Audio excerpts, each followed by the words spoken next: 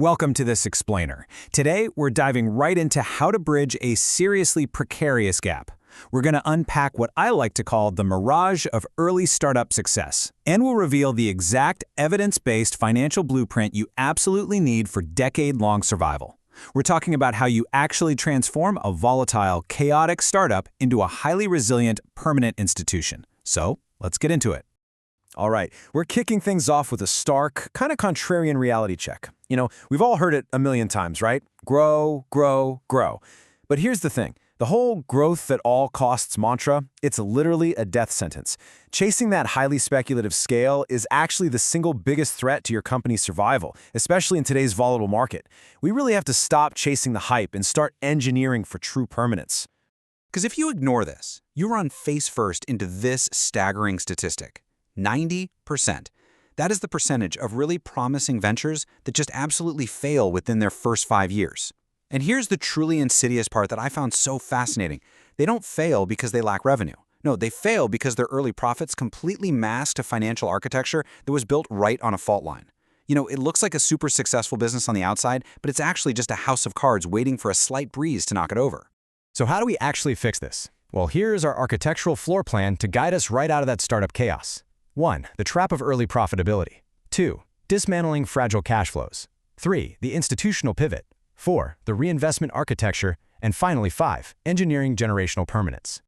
All right, let's jump straight into Section 1, the trap of early profitability and unmasking the mirage of MRR.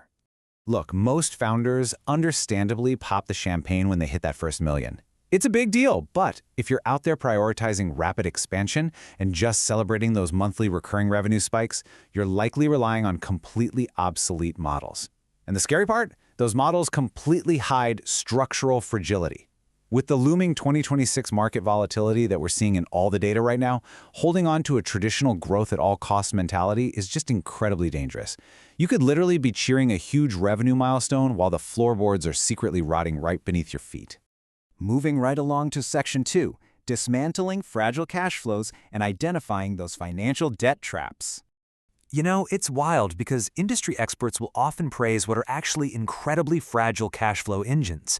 But when you really look under the hood, they are massive traps. Take operational overhead, for example. When your overhead starts scaling faster than your true liquid independence, well, that is classic financial debt. Then you combine that overhead bloat with an over-reliance on cheap credit, which, by the way, is absolutely deadly when interest rates rise, and add in this completely false sense of security from speculative venture rounds, you've basically just baked a perfect recipe for sudden collapse. So, what's the antidote to all this fragility? It's simple. Audit every single dollar. To actually survive, you absolutely must shift your focus entirely away from those flashy vanity metrics and heavily toward de-risking your ledger. You need to know exactly, and I mean exactly, where your core survival capital ends and where your aggressive expansion funds begin. And once you know that, you have to isolate them fiercely. Okay, this brings us to Section 3, the institutional pivot and building the 100-year balance sheet. Making this kind of pivot requires a massive mindset shift. Just think about the typical founder-centric startup mindset for a second. It's super reactive, it's completely obsessed with the next quarterly milestone, and let's be honest, it usually depends entirely on one incredibly stressed out individual. It's a total roller coaster. Our goal here is to transition over to a systems-driven legacy philosophy. This means replacing all that wild speculation with rigorous, highly stress-tested reserves. It's an approach that values compounding stability way over those short-term quarterly spikes. Plus, it functions completely independent of any one single person. To actually achieve that kind of generational legacy, your entire relationship with money has to completely change. You really need to start treating your capital like a sovereign fund, not just a standard checking account. This requires a deeply disciplined reinvestment framework that puts the architectural integrity of the business way above rapid expansion. Seriously, you need to start treating your company's cash with the exact same gravity as a national treasury. Let's dive into Section 4, the reinvestment architecture and the mechanics of velocity and allocation. If we want to automate scaling safely, we can look right at the 70-20-10 allocation framework. Just look at the discipline required here. 70% goes straight into operations and core infrastructure, 20% into R&D, and 10% goes to talent acquisition. But what's noticeably missing from this picture? Yeah, the massive vanity marketing budget. This specific framework prioritizes the actual concrete architectural integrity of your business, rather than just buying expensive billboards that honestly just feed the ego. Now, when it comes to actual execution, you're going to want to implement what's called a zero-based cash position. Step 1, assign every single dollar a specific task before it even hits the bank account.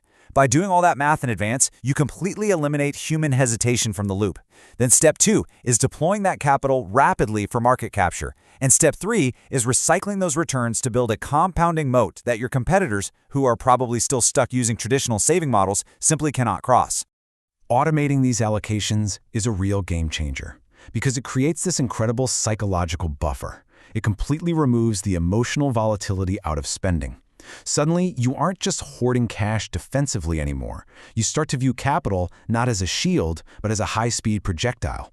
You're using it aggressively and, most importantly, strategically to go out there and capture the market. But to maintain that kind of high speed safely, you need pinpoint precision. If you're stuck using reactive accounting, relying on gut feelings and staring at manual spreadsheets all day, you severely risk accidental deficit scaling. That's where you scale up your volume, but you accidentally scale your losses right along with it. Yikes. However, by utilizing AI-driven deployment and rolling cash flow models, you achieve true precision forecasting. This algorithmic approach instantly reveals your true unit economics. And that basically just means you always know exactly how much profit each individual product or customer actually generates. It keeps you mathematically safe. All right, our final section, Section 5, Engineering Generational Permanence and Simulating the Black Swan. Listen, you simply cannot claim to have generational permanence if you haven't aggressively stress-tested your business for systemic resilience. You have to run black swan simulations. You need to sit down and ask yourself, how does my beautiful architectural masterpiece actually hold up during a total market freeze? Or what happens to us if global supply chains just completely crash? True permanence means making that transition to predictive engineering, anticipating these severe economic shocks long before they ever become a reality. To truly protect the institution, you have to build an automated defense system. Step 1, you anticipate the shock using that predictive engineering we just talked about. Step 2 is really the secret weapon here. You set up triggers for an automated reserve sweep of your excess profits. Literally zero manual intervention required. Then, step 3, that capital is instantly secured in defensive low-risk assets. You've essentially moved your capital to safety before the shockwave can ever even touch your payroll. So as we wrap up this explainer on the blueprint for generational businesses, I really want you to take a hard, honest look at your own financial architecture. We've explored how to dismantle those fragile cash flows, how to establish rigorous capital allocation, and how to properly stress test against the vast unknown. So I'll leave you with this final provocative thought to chew on. Is your company just built to survive the next quarter, or are you actively engineering a permanent pillar of your industry, built to last for the next century? Ultimately, that choice is entirely in your architecture.